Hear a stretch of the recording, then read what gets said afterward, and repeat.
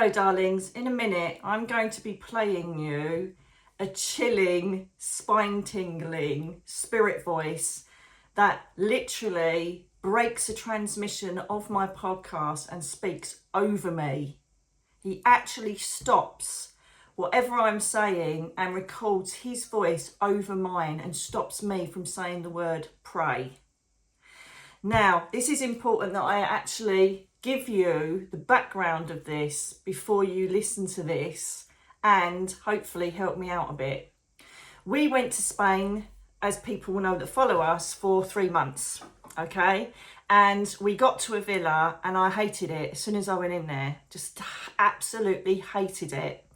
Everything went wrong. We had no air conditioning, no heating for 2 weeks. The TVs wouldn't tune in. We ended up going through 5 different fridge freezers. The place was freezing cold, and I mean freezing cold. There was never any sun on it. And to cut a very long story short, there was nothing but accidents and things going wrong and light bulbs flashing. But when we complained about it and they turned up, the light bulb was absolutely fine. Lights flashing, things banging, people walking about upstairs, and we could hear it. But I didn't want to bring it down on it. I just lost Teddy, so I was grieving, and I was very much making myself feel guilty because I felt like I was the one that was creating the energy in the house because I was so down.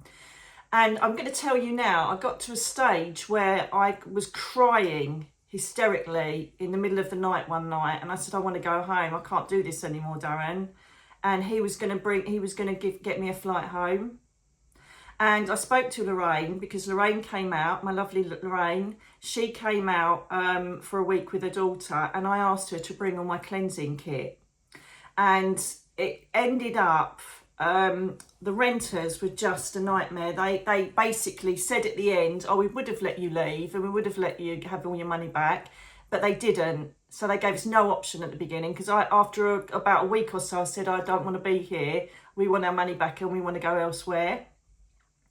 So I tried to communicate with whatever was going on in the house, right? Because we started going and staying in hotels away from the villa.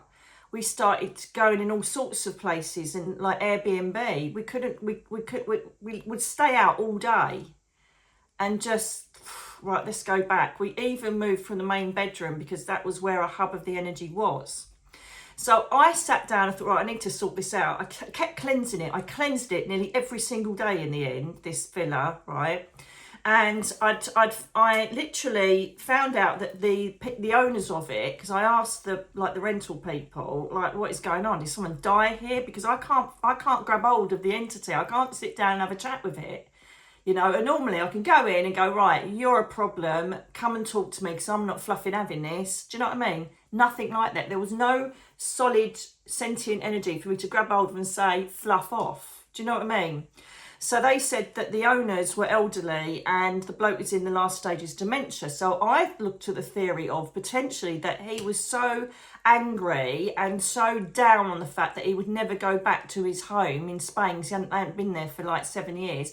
He might have projected his sadness, his anger, his grief or whatever into the home.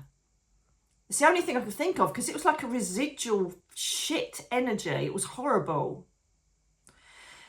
And so I kind of looked at it that way. I spoke to my guides and I just kept getting a block. Nothing was coming forward, just more and more accidents, which is part of when you've got bad energy in your home. And I didn't want to share this with you at the time because, you know, I want to deal with light. I don't want to talk about things that, you know, potentially are going to bring this all as a negative energy, right? And especially, you know, with me, I'm always sitting in the light. But if you walk into an atmosphere that's like that, you pretty much, unless you can get rid of it, get out of it. And we couldn't. Darren felt as well, he hated it. And we had to end up moving in the smallest room away from the hub of the energy, which was the end bedroom, which was huge. It had an ensuite. It had huge windows. Anybody else perhaps might have thought, yay. But it was just the whole place I just absolutely hated. And it was so upsetting because it ruined our 3-month experience out there. We were in so much pain. We both ended up in hospital. I kept vomiting for 3 weeks. And now I'm looking back, I'm like, duh, but we couldn't get our money back. And we'd saved up a lot to go and stay there. And then what happens, which I'm going to play at the end of this video, I end up going in one of the rooms to do a podcast for you guys. And I was laying on the bed with my iPhone, just talking into my iPhone. And someone spotted at 27, 23 on the actual podcast, this growling voice. And I don't know if it's saying genius, but if it is, it's got to be sarcastic, because I don't feel this is any of my lot. This doesn't feel angelic. It doesn't feel guides. It doesn't feel like any of my spirit family. It's a growling, shitty voice. And I ask you now, go back and listen if you've got time, because I'm going to as well, and can you try and get the timings of all the growls throughout it? Because I tell you now, EVP, normally you have to kind of highlight it, enhance it. You need, because it's normally in the background of people talking. It's normally but this literally stops me in my tracks and projects its voice over me when I'm supposed to be saying pray. It completely stops my voice and records its own voice. Overwhelming mine, that place. I told the rental people, there is something really not good in this house. I said, you're renting it out. I said, it's not a good place. And you know what they're like. They think, oh, tree hugging, whatever. But now there's proof. I knew there was something not right in that house. And no matter how much I cleansed it, in the end, we just stayed out of it. We spent just the same amount on hotels staying out of the place. And, people were saying, are you okay? Do you remember? And you said, oh, you got blue lips and you don't look... And I just felt dreadful. And, that night when I was crying my eyes out, Darren said, look, let's just get out of here. So we went to Valencia for a week. Just horrible, horrible place. And, everybody that come there said how freezing it was. Even when the sun was out, no sun came into the house. It was just horrible.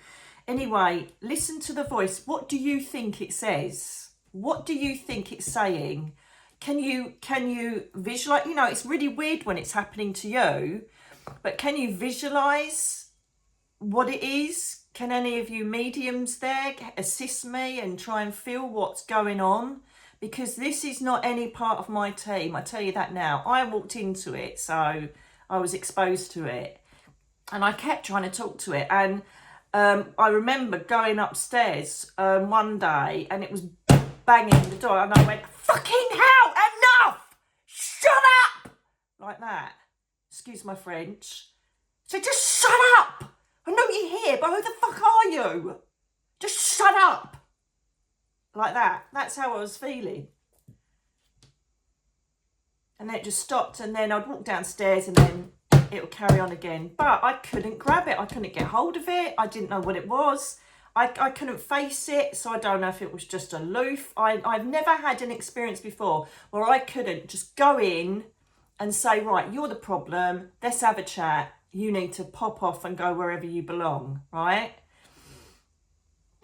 Just couldn't reach it. It just felt it was all over the house. Anyway, have a listen. Tell me what you think and what you feel. And if you've got time, go back to the original podcast, which is the one that I've just done, the eye chamber, right? And see if you can pick out any more timings in the video for me. And then I can create a video of all of the voices and see if we get anything further forward. This is like a live paranormal investigation, isn't it? I just need your help on this one because I'm just flummoxed. I don't know what it was and I can never communicate with it. Have a listen and let me know what you think. So whatever floats your boat that's going to help you go, genius.